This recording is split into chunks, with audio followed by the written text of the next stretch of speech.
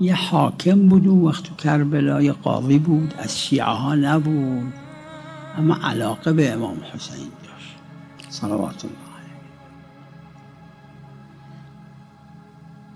وقت این 100,000 یا قریب 100,000 ایرانی که اومده بودن عراق و معظمشون نه گذرنامه داشتن نه ویزا داشتن، غالبا خود پلیس، خود شرطی‌ها، خود اطلاعاتیای اون وقت عراق میدیدن زوار امام حسین چشم‌پوشی میکردن، کاری نمیکردن. اما گاهی یه شرطی بدجنسی بود، یه شرطی بیوجدانی بود، 10 تا 20 تا کمتر بیشتر از این ایرانی ها رو میگرفت میبرد سرایه همون استانداری.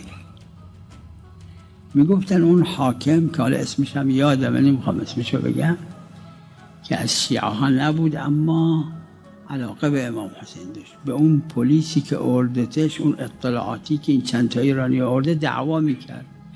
میگو بیکار بودی و چی رو برسی آوردی؟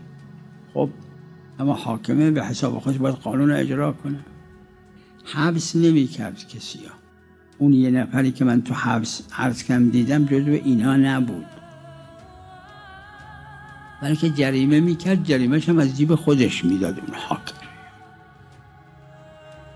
بعدم به اون پلیسه، اون اطلاعاتی دعوا میکرد، گوبرشون کن برن. خب یه عده از اینا رو گرفتن. حالا اینجور میکرد، اما تو سامره که اینجورش نکردن، جریمه میکردن، حبس میکردن. تو بغداد کردیم.